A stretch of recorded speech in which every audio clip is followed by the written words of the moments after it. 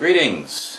In this edition, we'll be talking a little bit about something that my regular viewers will have heard mentioned up from time to time, namely, two guys and an effects box. What is it? What's it all about? Well, you're about to find out in this special psychedelic edition of Sean McLean's video blog.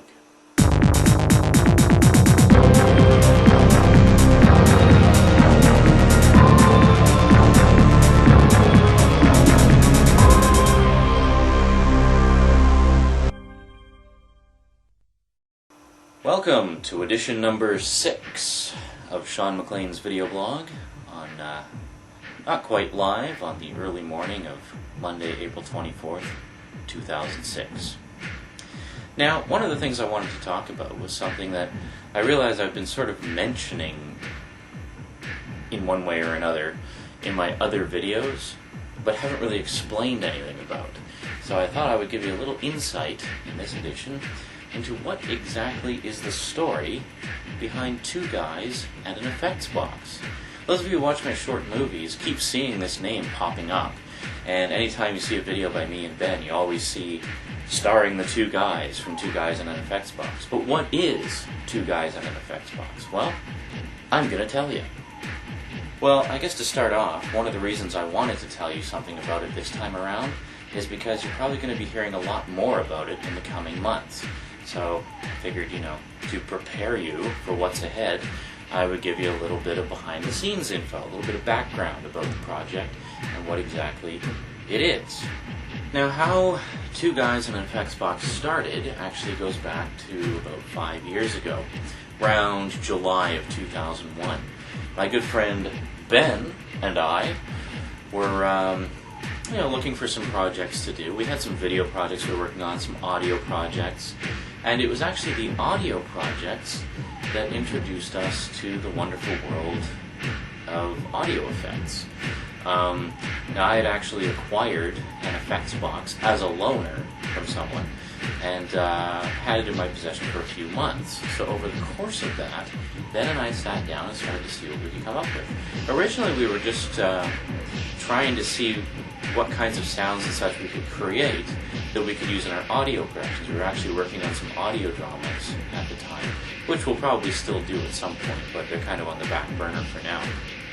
And in the process of seeing what kinds of sound effects we could create, we realized that the effects box was also quite good at creating music.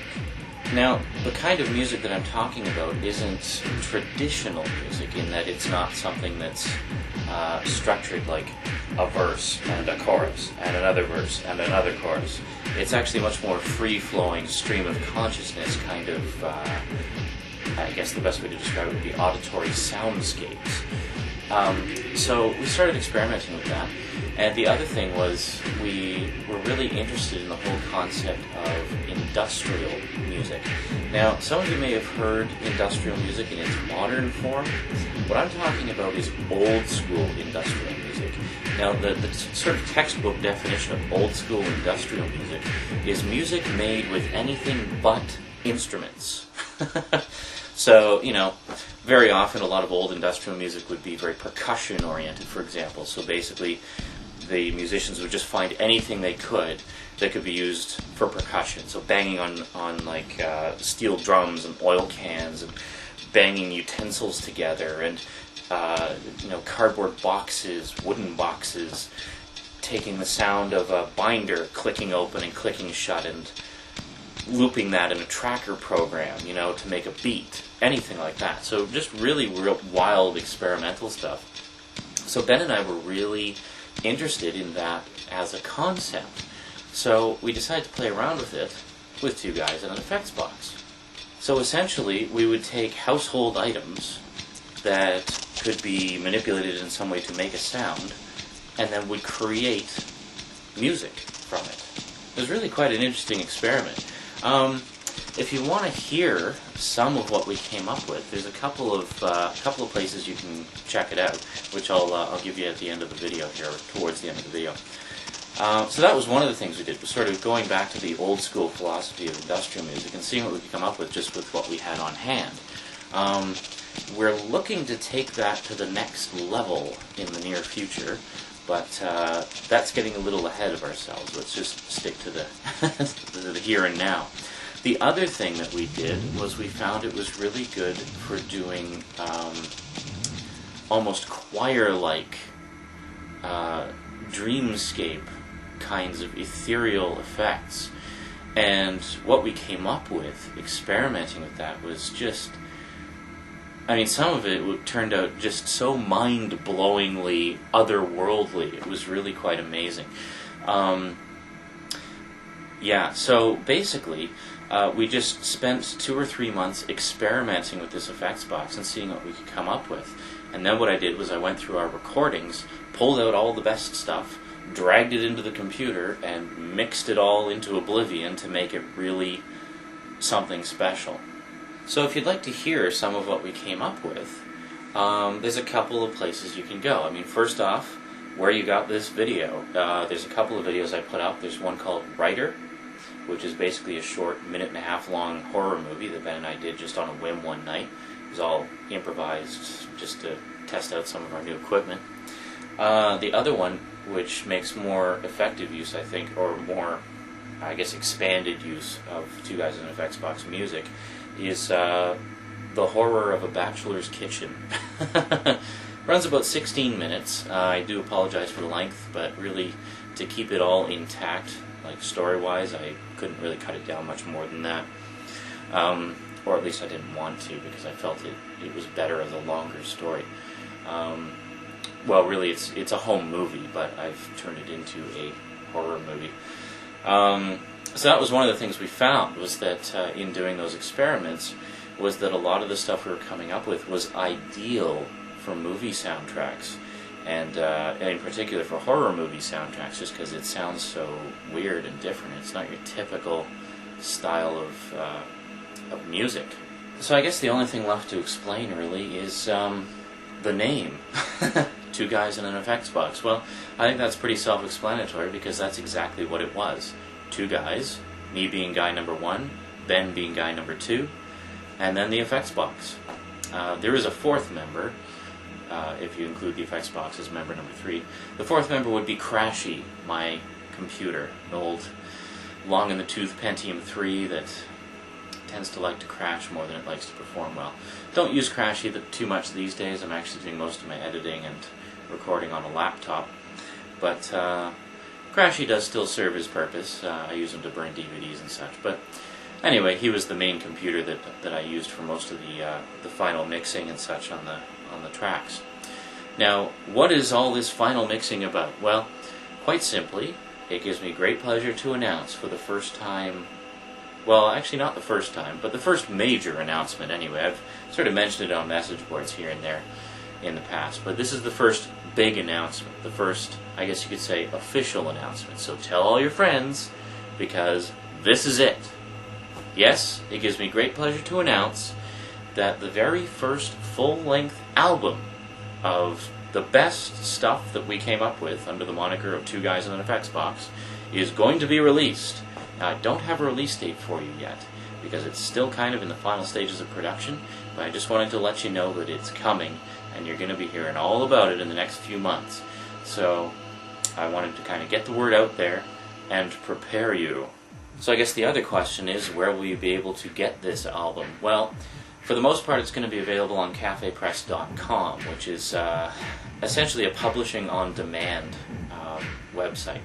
The reason we're going with Cafe Press is because this is our first major effort, and we really don't have a lot of money to just produce thousands of CDs and then basically at the risk of them not selling. So we're going through Cafe Press because they'll produce CDs for us on demand. So in the meantime, you can pop over to Cafe Press, just do a search for Two Guys in an Effects Box, or actually, here's the web address, makes it a lot easier. And we have an assortment of, merchandise. There's t-shirts, there's I think there's a mouse pad, there's a bunch of mugs. Actually, some of the mugs are really cool. I might grab a few of those for myself, and stuff like that.